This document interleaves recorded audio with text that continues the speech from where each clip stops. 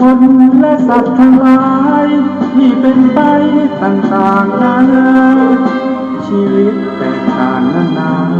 จำชักมาพบเย็นพบร้อนคนไม่เข้าใจกันมัวกระทำเรื่องบาปหลายตอนเกิดใหม่พบหน้าแน่นอนนรกร้อนน่าสะพรึงกลัวอำนาจกรรม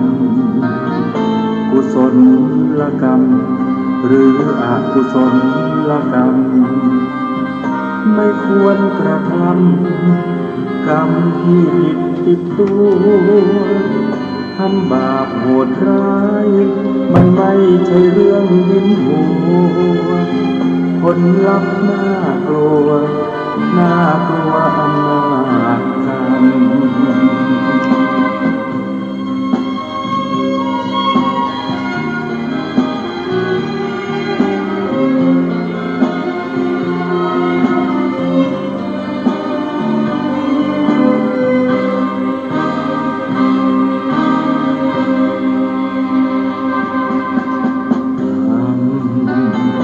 อำนาจกรรมกุศลกรรมหรืออกุศลกรรมไม่ควรกระทำกรรมที่ผิดติดตัวทำบาปโหดร้ายมันไม่ใช่เรื่องยิ้มหัวผลลัพธ์น่ากลัวน่ากลัวอำนาจกรรม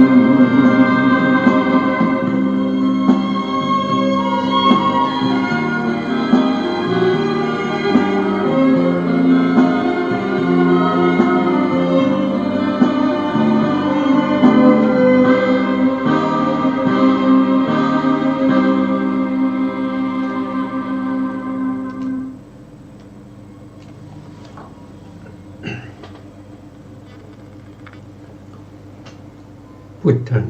สรณังกัจฉามิธัมมังสรณังกัจฉามิสังฆังสรณังกัจฉามิกราบนมัสการพระมหาเถระพระสังฆาธิการพระเถรานุเถระสวัสดีท่านผู้ฟังและผู้ชมทุกท่านกลับมาพบกับรายการพระไตรปิฎกลอยฟ้าครั้งนี้เป็นครั้งที่ 8ในเรื่องของการตรัสรู้ของพระสัมมาสัมพุทธเจ้าซึ่งพระสัมมาสัมพุทธเจ้าได้ตรัสรู้อนุตตรสัมมาสัมโพธิญาณด้วยการเจริญปฏิจจสมุปบาทอวิชชาปัจจยาสังขาราสังขาราปัจจยาวิญญาณังวิญญาณปัจจยานามะรูปังนามะรูปะปัจจยาสลายตนังสลายตนะปัจจยาผัสโสผัสสะปัจจยาเวทนาเวทนาปัจจยาตัณหาตัณหาปัจจยาอุปาทานังอุปาทานะปัจจยาภวงภวะปัจจยาชาติชาติปัจจยาชรามรณังโตกะปริเทวะทุกขโทมนัสอุปายาตะสัมภวันติความเกิดขึ้นแห่งกองทุกข์ทั้งสิ้นนี้ย่อมมีด้วยพอมีความเกิดขึ้นของชาติชรามรณะโตกะปริเทวะจึงเกิดขึ้นครบถ้วนเอวะเมวะเกตัสสะทุกขะขันธัสสะ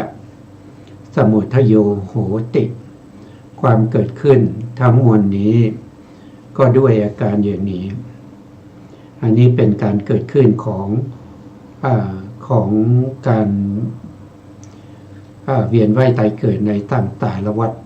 หรือในต่างสารจักรแต่ถ้าจะพูดถึงความดับสังสารวัฏต่างๆแล้วจักก็อยู่ในสายแห่งนิโรธาวาระหรือสายดับและบางคนอาจจะเรียกว่าเป็นปฏิโลมก็จะมี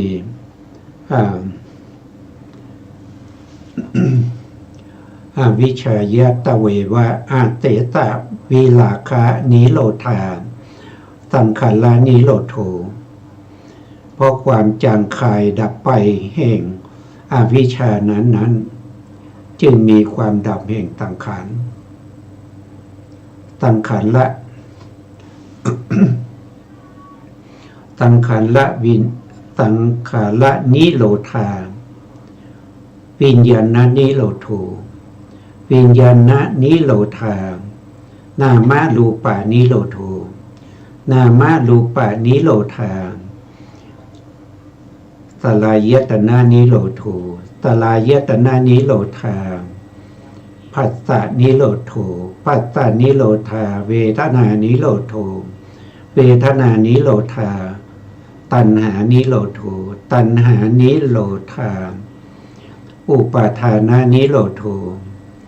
อุปาทานานิโรโธ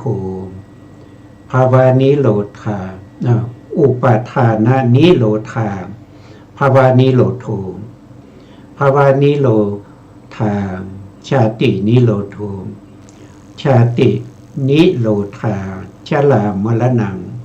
โตกะปริเทวทุกขะโทมนัสอุปายตะนิโรชันติความดับลงแห่งกองทุกข์ทั้งสิ้นนี้ย่อมมีด้วยอาการอย่างความดับโทษทีนะครับ เพราะความดับแห่งชาตินั้นแหละจึงมีความดับแห่งชรามรณะโสกะปริเทวทุกขะโทมนัสและอุปายตะเอวะเมวะเกตัสสะทุกขะขันธัสสะนิโรธาโหติติความดับลงแห่งกองทุกข์ทั้งสิ้นนี้ย่อมมีโดยอาการอย่างนี้อันนี้ก็เป็นสายดับสายดับก็คือการไม่เวียนว่ายตายเกิดในสังสารวัฏอีกต่อไปเพราะมีความดับของอวิชชาบางในท่านก็จะพูดถึงความดับของตัณหานะครับอย่างเช่นในพระสูตรที่เราได้ยินบ่อยๆนะครับในพระสูตรที่ว่าอุปาทานิโรธะสูตรนะครับก็คือพูดถึงความเกิดและความดับถ้าอย่างเช่นจักขุก็คือตา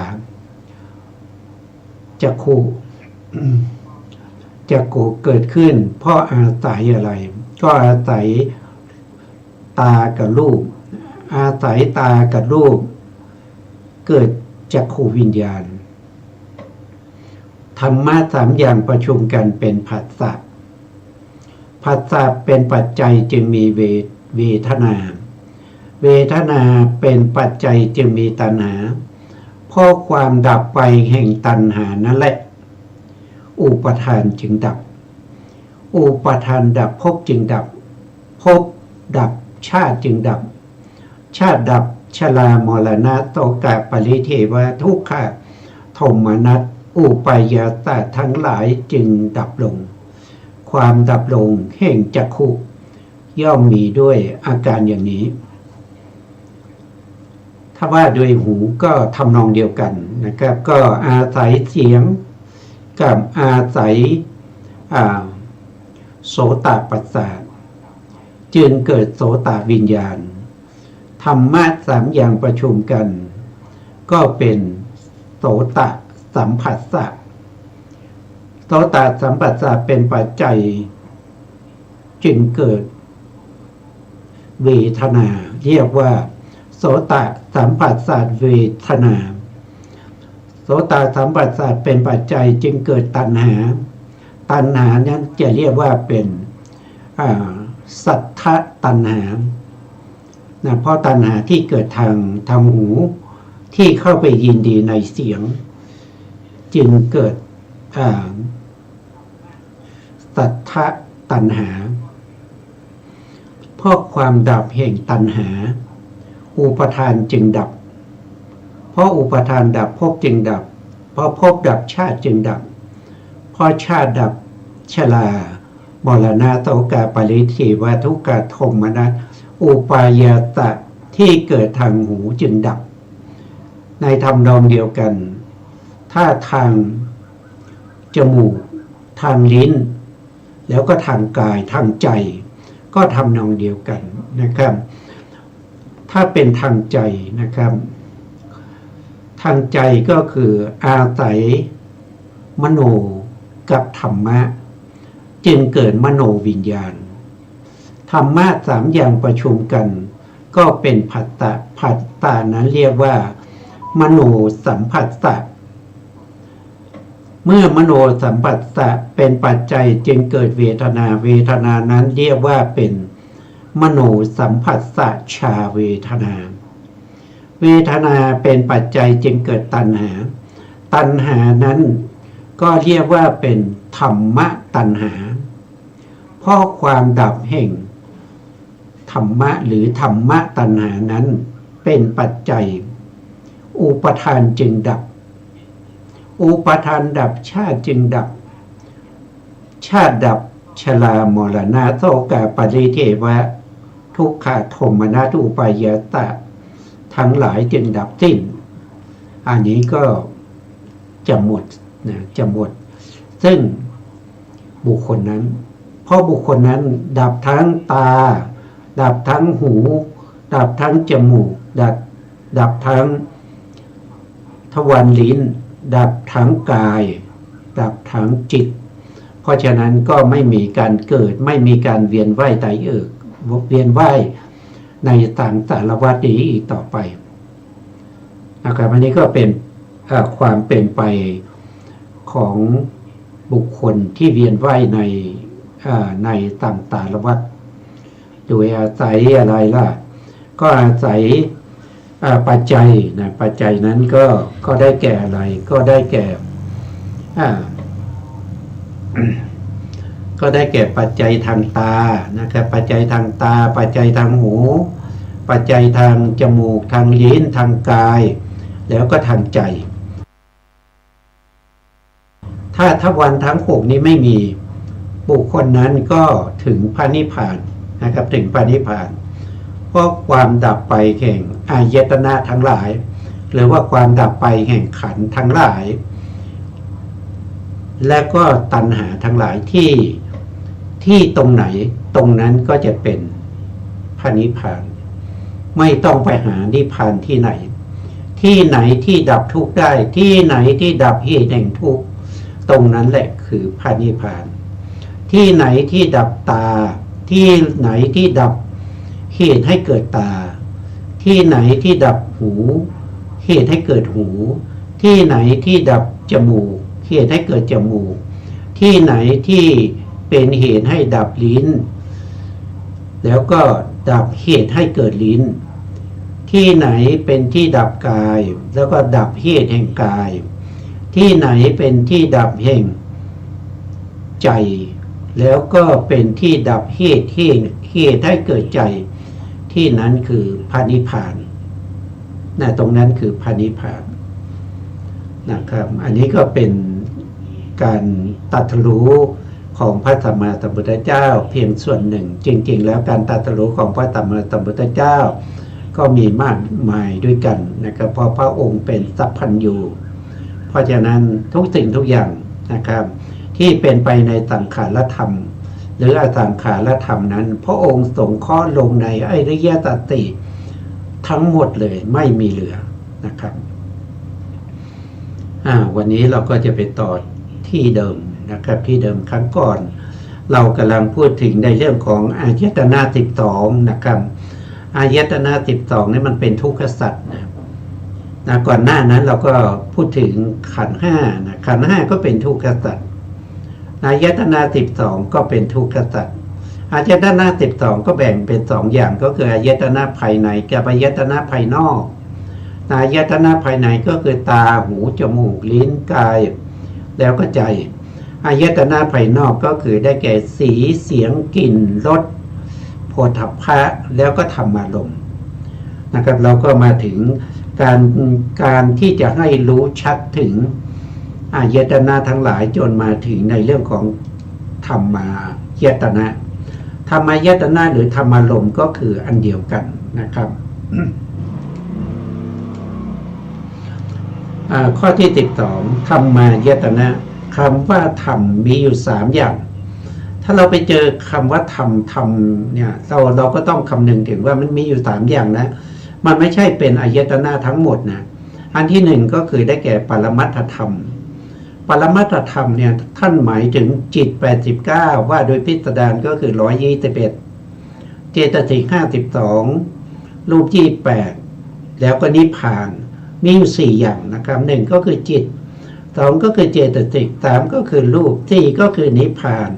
อันนี้ท่านเรียกว่าเป็นปรมัตถธรรมก็มีคำว่าธรรมเหมือนกันธรรมตัวนี้ไม่ได้แปลว่าเป็นธรรมายตนะไม่ใช่ธรรมายตนะนะครับต่อไปก็คือบัญญัติธรรมบัญญัติธรรมก็คือได้แก่ตถาบัญญัติก็คือเสียงนะครับเสียงที่เราได้ยินแล้วเรารู้ความหมายเรารู้ความหมายเช่นคำว่าไปอย่างนี้เราก็รู้ใช่ไหมครับว่าเขาให้เราไป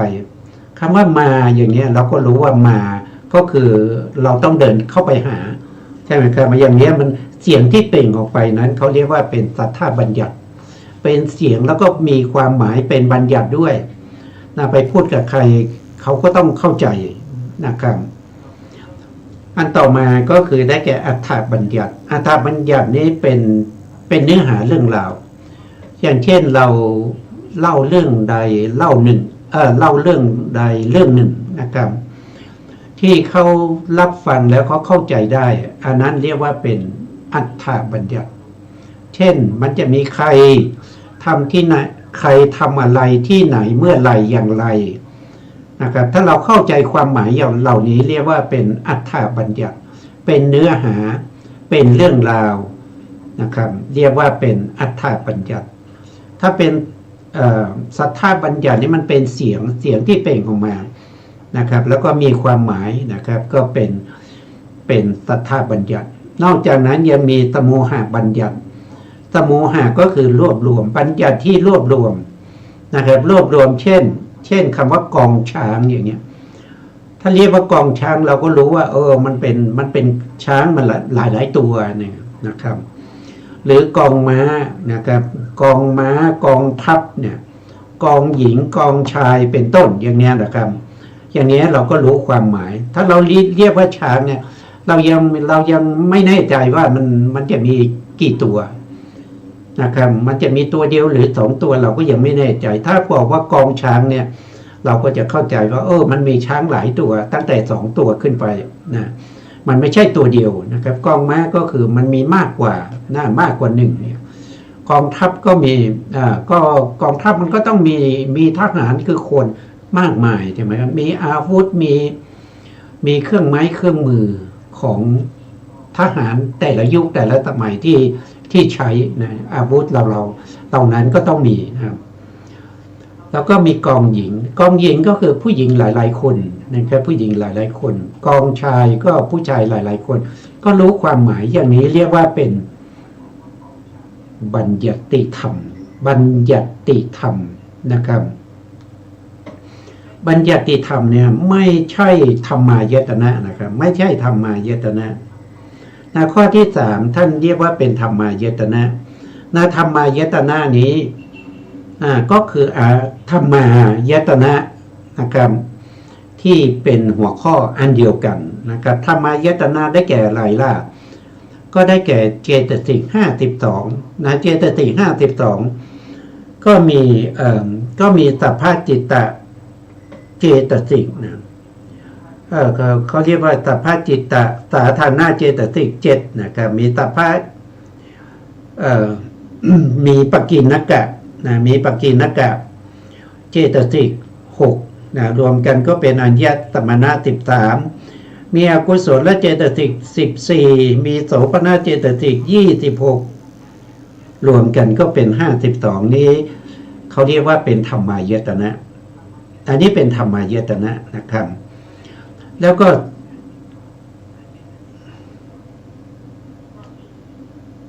แล้วก็สุขุมมารูป16นะสุขุมมารูป16ก็คือได้แก่อาโปนะได้แก่อาโปแล้วก็ได้แก่วิสยรูป7นะครับแล้วก็มีภาวะรูป2อัฏฐยรูป1ชีวิตรูปนะครับแล้วก็อาหารแล้วรูปปริเฉทรูปนะรูปพวกนี้นะที่รู้ได้ทางใจนะครับที่รู้ไ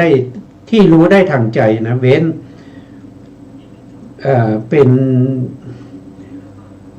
ก็คือเว้นรูปที่เป็นเว้นรูปที่เป็นปฐวีเตโชวายโยรูปารมณ์สัทธารมณ์คันธารมณ์รัตตารมณ์นะครับพวกนี้ก็สามารถรู้ทางใจได้เหมือนกันแต่รู้ได้มากกว่านะครับอาจจะรู้ทางตาทางหูทางจมูกทางลิ้นแล้วก็ทางกายนะครับมีอยู่10อย่าง18อย่างนะครับ18อย่างนะ18อย่างก็คือได้แก่อะไรก็คือได้แก่จักขุโสตคานะชิวหากายะแล้วก็รูปารมณ์สัทธารมณ์คันธารมณ์รัตตารมณ์นะครับแล้วก็ภาวะรูป2หัตถยรูป1ชีวิตรูป1แล้วก็มีนิพพานนิพพานก็เป็นธรรมายตนะเป็นธรรมายตนะที่ไม่ใช่โอลาลิกรูป12นะครับถ้าเป็นโอลาลิกรูป12นี้เขาไม่ได้เรียกว่าเป็นธรรมายตนะนะครับโอลาลิกรูป12นะครับแล้วก็ไม่ใช่บัญญัติธรรมอันได้แก่สมุหบัญญัติคือกองช้างกองม้ากองทัพเป็นต้นก็คือหมายถึงว่านะครับเอาใหม่นะครับอาจจะสับสนไปนิดหนึ่งนะครับธรรมายตนะเนี่ยก็คือได้แก่เจตสิก52สุขุมมารูป16แล้วก็นิพพานนะครับอันนี้คือธรรมายตนะธรรมายตนะสุขุมมารูป16นะครับก็ไม่ใช่โอลาลิกรูป12โอลาลิกรูป12ได้แก่อะไรนะครับก็คือได้แก่ปัสสาทรูป5ปัสสาทรูป5แล้วก็ได้แก่รูปารมณ์สัทธารมณ์คันธารมณ์รัตตารมณ์นะครับแล้วก็จะมีปฐวีโพธพาโยเตโชโพธพาโยวายโยโพธพาโยโพธพาโพธพายตนะนะครับโดยปฐวีโพธพายตนะเตโชโพธพายตนะวายโยโพธพายตนะรวมแล้วก็เป็น12รูปนี้คือโอลาลิกรูป12ส่วนที่เหลือทั้งหมดที่เหลือทั้งหมดก็คือได้แก่อาโปแล้วก็ภาวะรูป2หัตถยรูป1ชีวิตรูป1อาหารรูป1ปริเฉทรูป1วิญญาติรูป2วิการรูป3นะครับพวกนี้เป็นสุขุมรูปนะครับสุขุมรูปแล้วก็มีลักขณะรูปอีก4นะครับเป็นสุขุมรูป16นะอันนี้เราก็จะจบในเรื่องของขันธ์และอายตนะขันธ์กับอายตนะคือท่านบอกว่าถ้าเรามีวิชาเรารู้ได้ยังไงว่าเรามีวิชาก็เพราะเราไม่รู้ขันธ์เราไม่รู้ขันธ์เราไม่รู้อายตนะเราไม่รู้ว่าอะไรเป็นอายตนะเราไม่รู้ว่าอะไรเป็นขันธ์อันนี้ก็ถือว่าเรามีวิชานะครับเรามีวิชานะครับแล้วนอกจากนั้นสิ่งเหล่านี้ยังเป็นไปในอดีตนะครับในอดีตเราก็เคยมีมาแล้วในขันธ์อายตนะปัจจุบันนี้เราก็ยังมีอาขันธ์และอายตนะแล้วก็ต่อไปเราก็ยังจะต้องมีขันธ์และอายตนะต่อไปในภพหน้าเรารู้ไหมเราไม่รู้เราไม่รู้ก็เพราะว่าเรามีอวิชชาเรามีอวิชชาตรงนี้ท่านก็ให้เรากำหนดรอบรู้อย่างนี้นะครับกำหนดรอบรู้อย่างนี้ว่า นอกจากเรากำหนดรอบรู้ถึงสิ่งเหล่านี้แล้วเรายังต้องมีการสงเคราะห์ทำเหล่านี้ลงในอริยสัจนะลงในอริยสัจอย่างพระองค์ได้แสดงไว้ในพระสูตรหลายๆพระสูตรนะครับแต่ที่จะยกขึ้นมากล่าวในวันนี้ก็คือนำมาจากพระไตรปิฎกนะครับสังยุตตรนิกายมหาวรรคเล่มที่13นะถ้าเราเอาพระไตรปิฎกฉบับของมมลนะครับก็อยู่ในเล่มที่13นะครับ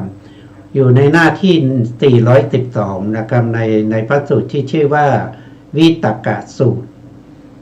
ผมยกเอาเรื่องนี้ขึ้นมาพูดนะครับก็เพราะให้เห็นว่าพระพุทธองค์ทรงให้เราเนี่ยนะครับทรงสั่งให้พระสาวกทั้งหลายเนี่ยสงเคราะห์ขันธ์อายตนะลงในอริยสัจสี่นะลงในอริยสัจสี่นะเนื้อความก็จะมีอยู่ดังนี้นะครับพระสูตรที่7นะครับพระสูตรที่7ว่าด้วยการตึกในอริยสัจสี่อริยสัจสี่นะครับอริยสัจสี่ในข้อที่1660นะดูก่อนภิกษุทั้งหลายเธอทั้งหลายจงตึกถึงเธอทั้งหลายจงอย่านะครับอย่าตึกถึงอกุศลวิตกอันลามกว่าอันลามกคือกามวิตกพยาปาทวิตกวิหิงสาวิตกข้อนั้นข้อเหตุไรนะอันนี้เป็นการถามที่พระพุทธองค์ถามภิกษุทั้งหลายนะครับแต่เป็นการถามประเภทที่เพื่อจะตอบเองนะครับพระองค์ไม่ได้มีจุดมุ่งหมายถามเพื่อให้พระภิกษุสงฆ์ได้ตอบนะครับพระองค์ตอบเองนะครับถามเองแล้วก็ตอบทำไมต้องตั้งคำถามทำไมไม่แสดงไปเลยก็เพราะว่าเวลาเราตั้งคำถามนะครับพระองค์ตั้งคำถามภิกษุทั้งหลายที่ฟังอยู่ในที่นั้นก็จะได้ตื่นตัวนะครับได้ตื่นตัวฟังว่าพระพุทธองค์ถามอะไรถ้าแสดงไปแล้วภิกษุบางรูปอาจจะไม่ได้สนใจฟังนะครับเพราะฉะนั้นพระองค์ก็เลยตั้งคำถามเพื่อให้ภิกษุทั้งหลายกระตือรือร้นในการที่อยากจะฟังนะดูก่อนภิกษุทั้งหลายเธอทั้งหลายจงอย่าตึกถึงอกุศลวิตกอันลามกคือกามวิตกพยาปาทวิตกวิหิงสาวิตกข้อนั้นเพราะเหตุไรก็เพราะว่าการตึกหรือวิตกเหล่านั้นนะครับคำว่าวิตกนี่เป็นชื่อเจตสิกนะครับวิตกก็มีสภาพของการตึกนั่นแหละอันเดียวกันนะครับแต่ตัวคำว่าวิตกเนี่ยจริงๆมันคือสภาวะธรรมมันคือการตึกนะครับเพราะวิตกเหล่านั้นคืออะไรวิตกเหล่านั้นคือกามวิตกนะครับที่ตึกถึง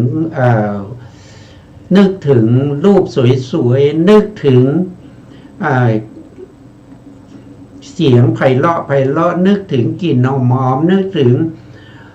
รสอร่อยนึกถึงการถูกต้องสัมผัสที่นุ่มนวลเย็นดีสบายดีชอบใจนึกถึงธรรมะที่เราชอบใจทั้งหลายนะพระองค์บอกว่าอย่าตึกอย่างนั้นนะ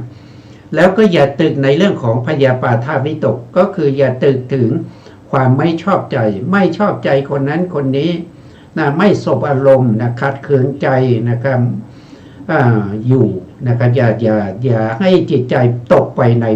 พยาปาทวิตก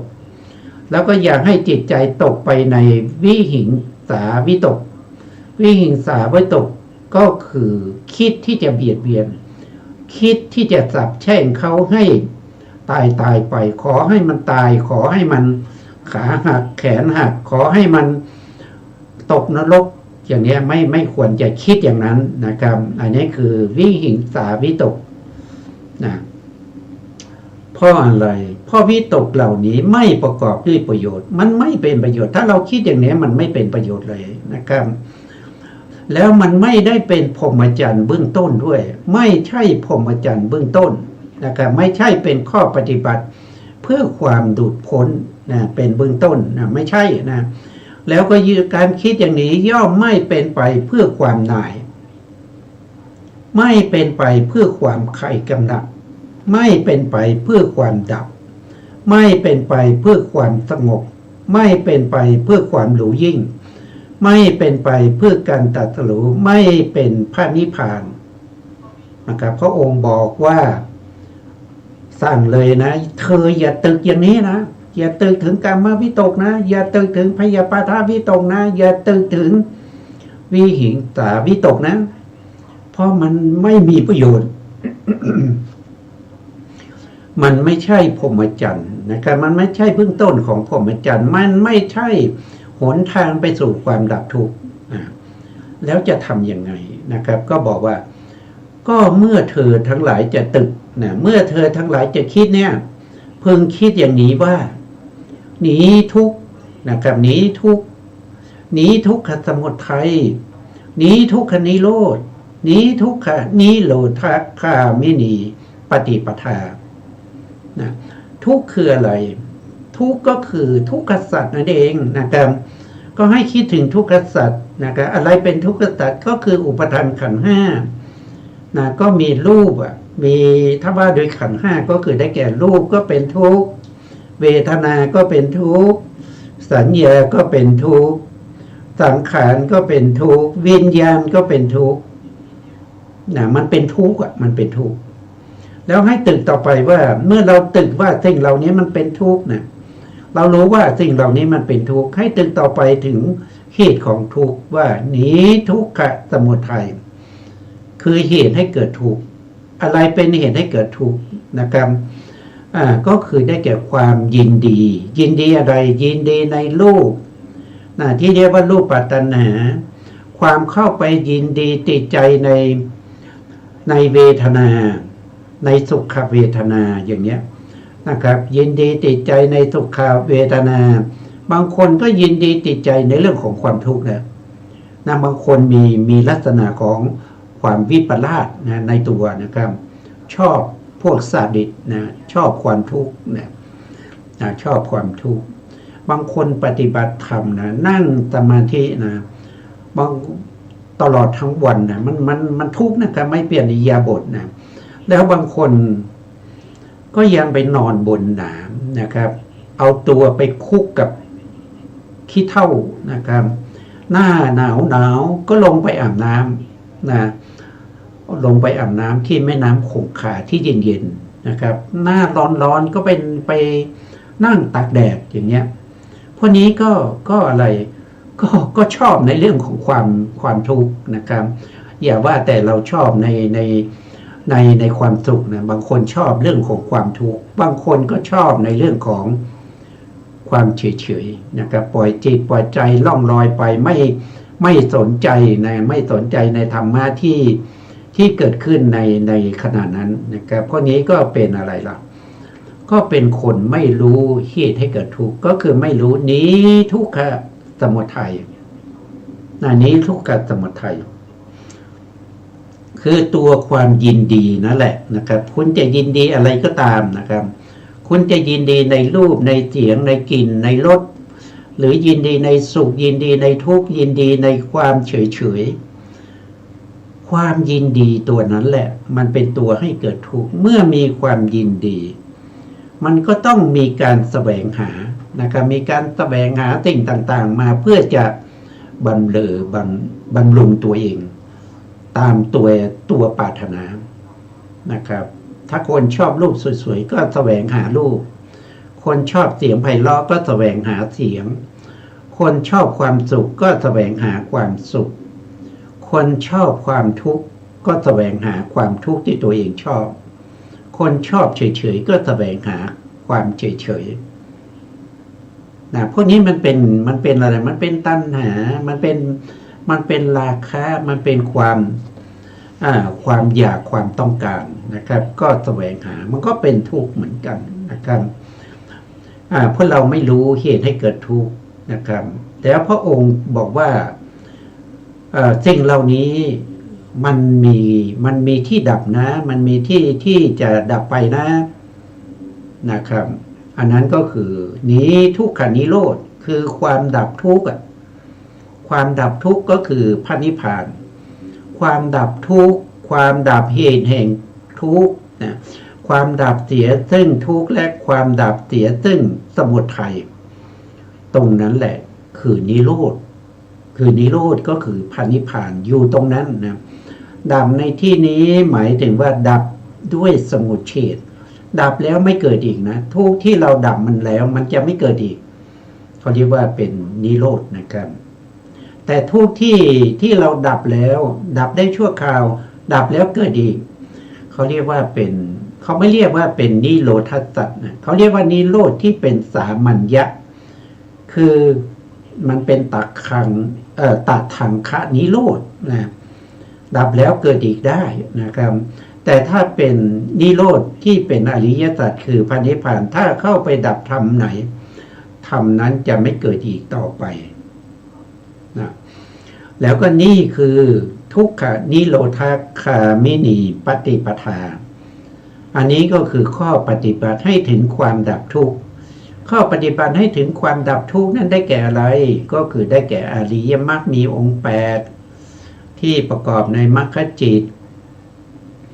มีนิพพานเป็นอารมณ์เมื่อเรามีอริยมรรคมีองค์8มีสัมมาทิฏฐิ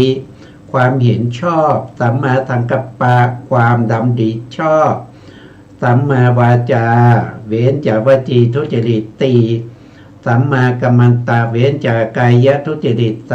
3สัมมาอาชีวะเว้นจากอาชีพที่เกี่ยวกับกายทุจริตเว้นจากอาชีพที่เกี่ยวกับวจีทุจริต4เว้นจากอาชีพที่เกี่ยวกับกายทุจริต3เรียกว่าเป็นสัมมาอาชีวะสัมมาวายามะองค์ที่6นะก็คือได้แก่ความเพียรชอบความเพียรชอบก็คือสัมมาประธาน4มีความพยายามในการกำจัดเสียซึ่งอกุศลที่เกิดขึ้นในใจบาปธรรมทั้งหลายที่เกิดขึ้นไม่ว่าจะเป็นทางกายทางวาจาทางใจก็ต้องกำจัดให้หมดนั่นเขาเรียกว่าเป็นสัมมาประธานองค์ที่1กำจัดอกุศลธรรมที่เกิดขึ้นองค์ที่2เมื่อเรากำจัดได้แล้วเราก็ต้องมีก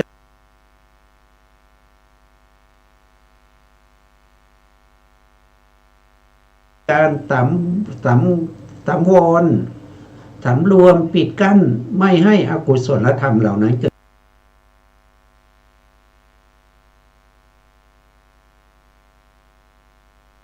ิดขึ้นอีกนี่ก็เป็นองค์ที่2องค์ที่3นั้นก็คือได้แก่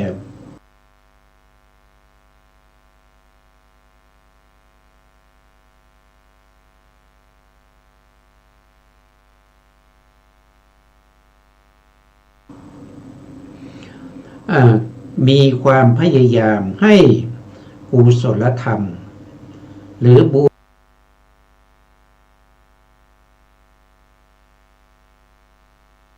ญที่เราไม่เคยทำก็ต้องพยายามทำให้กุศลธรรมเหล่านั้นเกิดขึ้นนะครับเช่นอะไรเราไม่เคยทอดกฐินเราก็ไป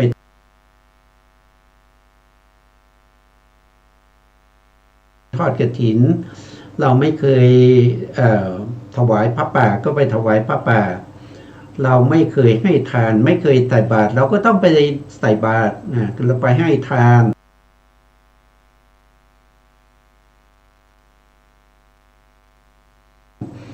นะครับ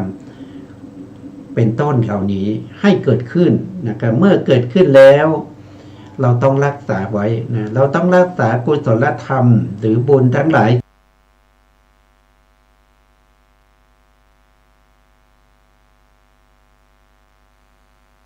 ที่เราทำให้เกิดขึ้นแล้วให้มันเจริญยิ่งขึ้นไปเจริญยิ่งขึ้นไปให้มันตั้งอยู่บริบูรณ์นะครับไม่ให้มันล้มหายตายจากไปอีก นะอันนี้ก็เป็นสัมมาประธาน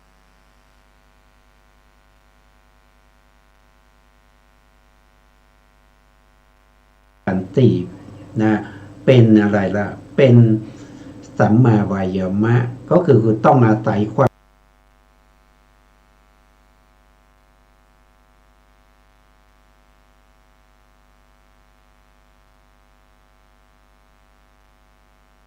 เพียรเราถึงจะทำสิ่งเหล่านี้ได้นะครับต่อไปก็คือสัมมาสตินะสัมมาสติก็คือสติที่ในสติปัฏฐานสี่ไม่ใช่สติธรรมดาทั่วไปนะครับไม่ใช่สติที่เดินข้ามถนนแล้วรถไม่ชนนะไม่ใช่สติที่คิดเลขออกนะ1+1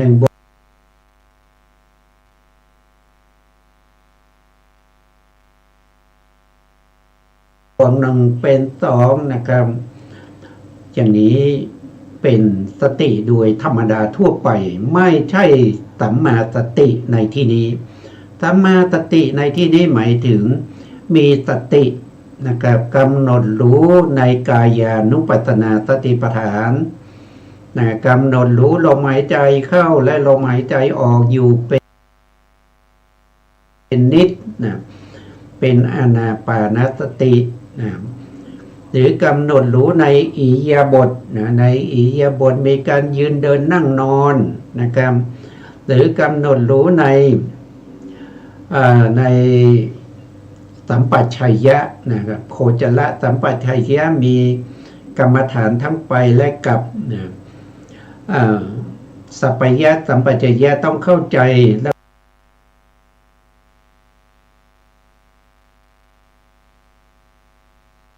ก็เรียนรู้เกี่ยวกับเรื่องของกรรมฐานที่ถูกกับจริตของเรานะ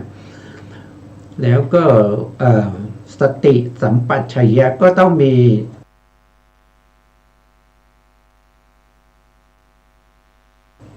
ีสติอยู่ในอิริยาบถย่อยทั้งหลายในอิริยาบถย่อยไม่ว่าจะเป็นการไปกันมาการแลการเหลียวการคูการเหยียดการสวมใส่การห่มจีวรนะครับสวมใส่การดื่มการเคี้ยวการถ่ายอุจจาระปัสสาวะแล้วก็อิริยาบถใหญ่ตั้งมั่นนะครับก็ต้องมีสติกำกับไว้ว่าสิ่งเหล่านี้มันไม่ใช่เราไม่ใช่ของเรามันไม่ได้เป็นเรามันเป็นแต่เพียงจิตตชวายุนะจิตอยากจะเดินจิตก็แผ่วายโยธานะครับไปทั่วร่างกายโดยมากก็แผ่ไปที่ขานะครับนะแผ่ไปที่ขาทำให้ขาที่ยกขึ้นนั้นนะครับมีกำลังของธาตุไฟและธาตุลมส่วนกำลังของปฐวีธาตุและอาโปธาตุนั้นเบาบางเท้าจึงยกขึ้นได้ย่างไปได้ถ้าเมื่อไหร่ที่เท้าจะเหยียบลงนั้นจิตก็จะแผ่วายโยธาตุไปเท้านั้นให้ปฐวีธาตุและอาโปมีกำลังส่วนวายโยและก็เตโชอ่อนกำลังก็สามารถเหยียบลงตั้งมั่นอยู่พื้นได้นะตั้งมั่นได้นะก็มันก็ดำเนินไปทั้งซ้ายและก็ขวาด้วยวายโยธาด้วยความปรารถนาของจิตคิดจะเดินจิตคิดจะยืนจิตคิดจะนั่งจิตคิดจะนอนก็แผ่วายโยธาไปในส่วนต่างๆของร่างกายที่เกี่ยวข้องกับการยืนนะครับก็คือการที่กายส่วนล่างยืดออกกายส่วนบนตั้งขึ้นนะครับยืนตั้งฉากกับพื้นนะนี่เรียกว่าอาการยืนอาการเดินก็คือการที่ส่วนต่างๆของร่างกายเคลื่อนไหวไปข้างหน้านะครับเคลื่อนไหวไปทั้งหมดนะไม่มีส่วนไหนที่จะอยู่ที่เดิมนะนี่ก็เดิน อาการเดินอาการนั่งอาการนั่งก็คือการพับกายส่วนล่างคูขานะครับแล้วก็ตั้งกายตรงส่วนการนอนก็คือการยืดยืดส่วนล่างส่วนบนออกแล้วก็พาดไปกับพื้นนะครับมันนี่เรียกว่าเป็นการนอน แต่สิ่งเหล่านี้เกิดขึ้นด้วยความปรารถนาของจิตนะจิตสั่งให้เดินจิตสั่งให้นั่งจิตสั่งให้นอนขึ้นอยู่กับจิตนะครับถ้าไม่มีจิตก็เหมือนกระตุกกระตานะครับทำอะไรไม่ได้นะทำอะไรไม่ได้จะเดินก็ไม่ได้จะยืนก็ไม่ได้จะนอนก็ไม่ได้จะนั่งก็ไม่ได้นะครับเขาโยนทิ้งไปนะครับโยนทิ้งไปในลักษณะไหนก็จะอยู่ลักษณะอย่างนั้นนะไม่ใช่เกิดการเดินการยืนการนั่งการนอนนะครับนะเพราะการเดินการยืนการนั่งการนอนนี่มาจากจิตถ้าไม่มีจิตมันก็ไม่สามารถที่จะเดินยืนนั่งนอนได้นะแล้วก็ต้องเข้าใจในเรื่องของจิตกับกายนะครับแล้วก็ต้องรู้ในเรื่องของธาตุสี่นะครับและธาตุสี่ก็คือปฐวีธาตุนะครับมีเท่าไหร่นะปฐวีธาตุมี20ธาตุน้ำ12ธาตุไฟมี4ธาตุลมมี6นะครับก็เรียกว่าเป็นธาตุสี่นะก็ต้องดูแลสิ่งเหล่านี้นะครับดูแลนี่หมายถึงว่าต้องใส่ใจนะใส่ใจนะครับสังเกตนะเฝ้าดูนะสิ่งเหล่านี้นะแล้วเมื่อเราเข้าใจสิ่งเหล่านั้นเราก็ต้องสงเคราะห์ลงในอริยสัจนะที่พระองค์สั่งให้พวกเราทำนะครับตั้งตรงไหนนะครับนะเราก็มาดูต่อว่านะเมื่อเธอทั้งหลายจะพึงตึกอย่างนี้ว่าหนีทุกขสมุทัยหนีทุกขนิโรธหนีทุกขนิโรธคามินีปฏิปทาข้อนั้นเพราะเหตุไรเพราะความตึกเหล่านี้ประกอบด้วยประโยชน์เป็นพรหมจรรย์เบื้องต้นย่อมเป็นไปเพื่อความหน่ายย่อมเป็นไปเพื่อความไข่กำหนักย่อมเป็นไปเพื่อความดับย่อมเป็นไปเพื่อความสงบเพื่อความรู้ยิ่งเพื่อความตัดตรู้เพื่อพระนิพพานดูก่อนภิกษุทั้งหลายข้อนั้นแหละเธอทั้งหลายพึงกระทำความเพียรเพื่อรู้ตามความเป็นจริงว่าหนีทุกขสมุทัยหนีทุกขนิโรธหนีทุกขนิโรธคามินีปฏิปทานะครับพระองค์ก็ได้ถ้าเราฟังแล้วนะครับพระสูตรนี้เป็นคำสั่งนะครับเป็นคำสั่งให้ภิกษุทั้งหลายเนี่ยอย่าตึกถึงอกุศลนะครับวิตกอันลามกนะครับมีกามวิตกพยาบาทวิตกวิหิงสาวิตกห้ามตึกนะถ้าเธอจะตึกเนี่ยเธอต้องตึกอย่างนี้ว่าหนีทุกขสมุทัยหนีทุกขนิโรธหนีทุกขนิโรธคามินีปฏิปทาอันนี้คือคำสั่งนะคำสั่งนะครับเพราะฉะนั้นถ้าเราต้องการความเจริญเราก็ต้องปฏิบัติตามนะครับเราเป็นสาวกเราต้องปฏิบัติตามนะเราไม่ใช่พระพุทธเจ้านะเราไม่ใช่พระปัจเจกเราไม่ต้องไปคิดเองนะเราไม่ต้องไปคิดเองนะครับเราไม่ต้องไปเสาะแสวงเองเสาะแสวงหาสิ่งข้อปฏิบัติอะไรต่างๆนะพระพุทธองค์ตรัสรู้มาแล้วทั้งหมดนะครับแล้วก็สรุปมาให้พวกเราปฏิบัตินะครับก็เกิดสงเคราะห์ในเรื่องของขันธ์อายตนะลงในอริยสัจสี่นะลงในอริยสัจสี่อันนี้ก็คือพระสูตรที่ผมนำมาเสนอในวันนี้แล้วยังมี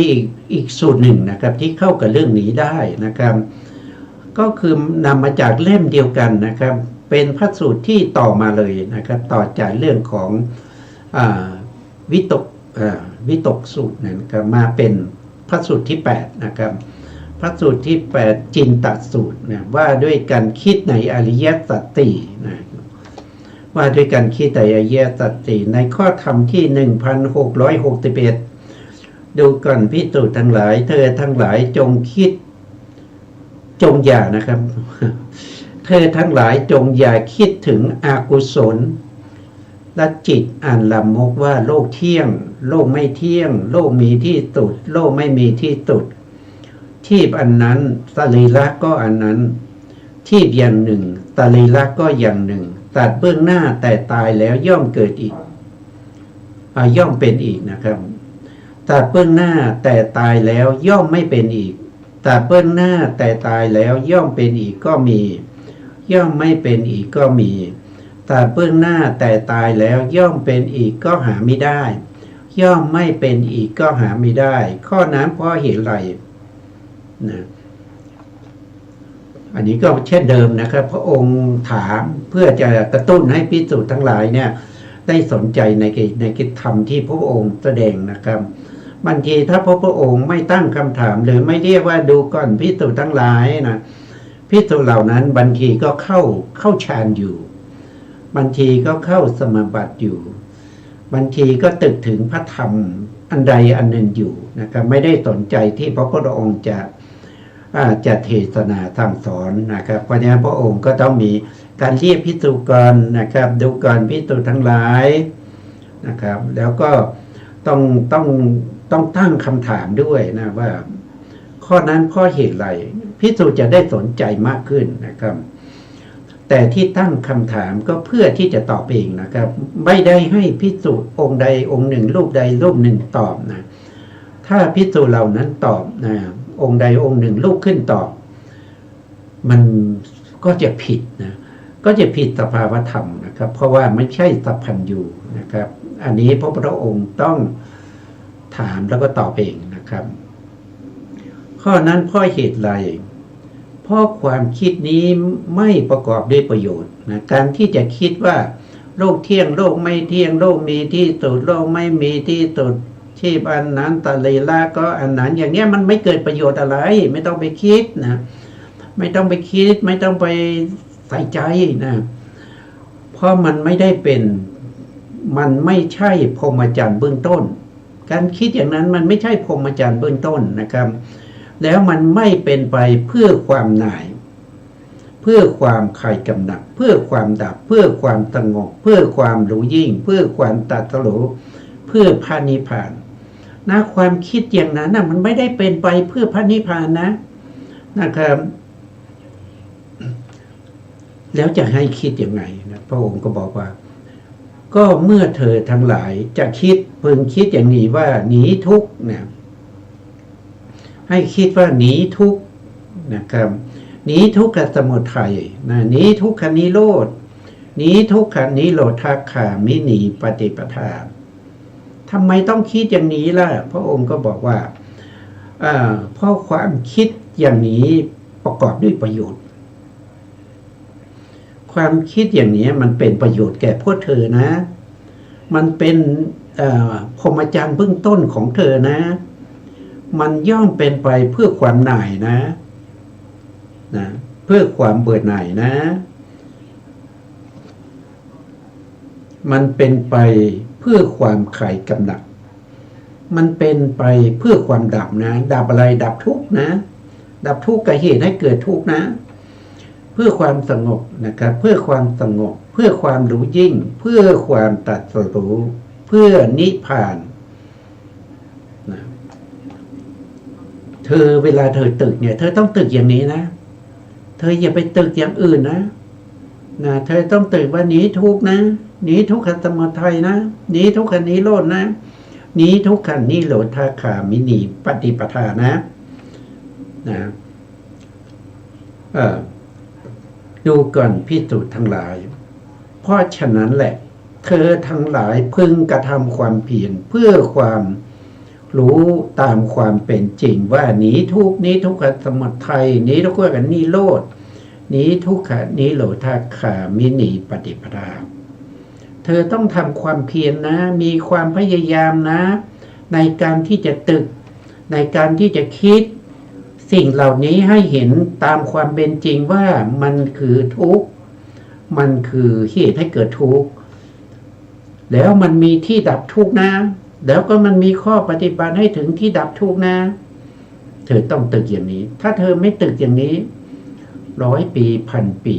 เธอก็ไม่มีโอกาสที่จะถึงพระนิพพานนะครับอันนี้เป็นหนทางที่พระพุทธองค์สั่งให้ภิกษุทั้งหลายจงคิดอย่างนี้นะจงตึกอย่างนี้อย่าไปคิดอย่างอื่นอย่าไปคิดหรืออย่าไปทำอย่างอื่นนะครับต้องคิดอย่างนี้ต้องคิดอย่างนี้นะอันนี้ก็จบในสูตรที่2นะครับจินตสูตรนะที่นำมาวันนี้2สูตรนะทีนี้เราก็มาดูต่อไปว่าที่พระพุทธองค์ให้เราทำอย่างนี้เพราะพระพุทธองค์ต้องการให้เราฝึกอะไรก็คือฝึกสงเคราะห์ขันธ์ทั้งหลายนะครับลงในอริยสัจสี่โดยเอาธรรมะ201เนี่ยสงเคราะห์เข้าไปในอริยสัจสี่นะพระองค์ทรงสั่งว่าเธอทั้งหลายพึงกระทำความเพียรเพื่อให้รู้ตามความเป็นจริงว่าถ้าเป็นขันธ์5นะครับถ้าเป็นขันธ์5เรายกขันธ์5ขึ้นมานะครับตามความเป็นจริงว่ารูปขันธ์นะรูปอันนี้คือนี้รูปนะนี้รูปสมุทัยอันนี้คือรูปขันธ์นะรูปขันธ์มันเป็นทุกข์นะแล้วก็นี้คือเหตุให้เกิดรูปอะไรคือเหตุให้เกิดรูปก็ความยินดีในรูปตัณหาที่ยินดีหรือราคะที่เข้าไปเพลิดเพลินกับรูปเหล่านั้นนี้ก็คือเป็นเหตุให้เกิดรูปอีกนะแล้วก็นี้คือรูปนิโรธนี้รูปนิโรธนี่ก็คือที่ดับรูปหมายถึงอะไรหมายถึงทุกข์แล้วก็หมายถึงเหตุให้เกิดทุกข์นะครับตรงนี้หมายถึงตัวรูปแล้วก็เหตุให้เกิดทุกข์นะก็คือได้แก่รูปขันธ์แล้วก็สมุทัยนะครับเป็นเหตุให้เกิดทุกข์แล้วเหตุให้เกิดทุกข์เนี่ยมันมีนิโรธก็คือความดับทุกข์และก็ดับนิโรธนั่นเองนิโรธคามินีปฏิปทาอันนี้คือข้อปฏิบัติเพื่อให้ดับรูปแล้วก็ดับเหตุให้เกิดรูปนะครับวันนี้เวลาหมดอีกแล้วนะเราต้องมันในการที่จะสงเคราะห์ธรรมทั้งหลายลงในอริยสัจสี่นะครับเพื่อที่จะปฏิบัติตามคำสั่งสอนของพระพุทธเจ้านะครับเพราะองค์สั่งให้เราปฏิบัตินะครับสุดท้ายนี้นะครับก็ขอกราบขอบคุณพระครูสมุทรวิสุวัฒน์วรกิจโจผู้อำนวยการสถานีวิทยุเพื่อการศึกษาพระพุทธศาสนาและวัฒนธรรม FM 104.5 เมกะเฮิรตซ์วัดฝายหินจังหวัดเชียงใหม่และขอกราบขอบคุณพระครูปริยัติยานุตาขอบคุณท่านผู้ฟังและผู้ชมทุกท่านนะครับที่ให้เกียรติติดตามในรายการพระไตรปิฎกลอยฟ้าพบกันใหม่ในครั้งต่อไปครับวันนี้ลาไปก่อนครับสวัสดีครับ